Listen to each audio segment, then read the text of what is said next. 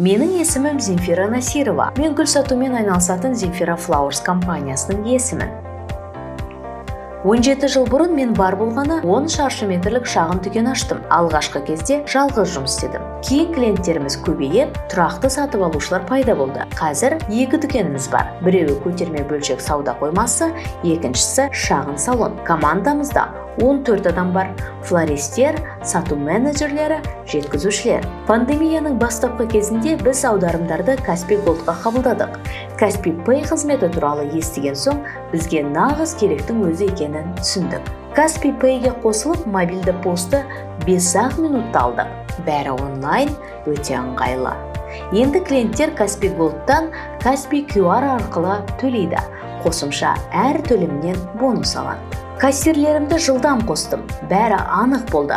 Қажетті күнді ашасың, неше сатылым болды, дүкенде нешесі, қашықтан неше сатылды көре аласың. Алғашқы 3 айда комиссия 0%, арғарай сатып алу сомасының пайызынан төмен. Клиенттер де риза, QR арқылы төлеп, бонус алған ұнайды. Біз Каспи Pay'ге 1 айдан сәл астам уақыт бұрын қосылдық. Бірақ қосымшаның барлық мүмкіндіктерін бағалап үлгердік.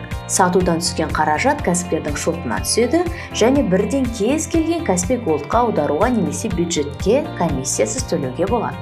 Каспи Pay'мен басқа да проблемаларымыз шешілді. Көптеген клиенттеріміз жеткізуге тапсырыс береді.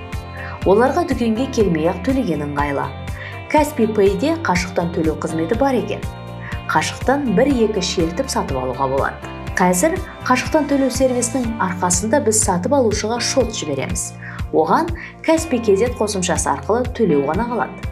Адамдар қашықтан төлеуге қуана келіседі, өйткені бонусты алады. Біз Каспи Pay қосымшасында төлемді растаймыз. Өте ыңғайлы. Біздің серіктестеріміз Каспи Pay'мен қалай жұмыс істейтінімізді көрген соң, оларды қолдана бастады. Бәрі өте қарапайым. Қосымшаны жүктеп алды, сата бер. Маған бизнесті жүргізу, төлем қабылдап, табыс табу ыңғайлы, жеңіл бола түсті. Бірнеше айда ғана біздегі сатылым көлемі өсті. Бұл басы ғана. Біздің бизнесіміз Каспи Pay'мен бірге ары қарай да өсетініне сенімдімін.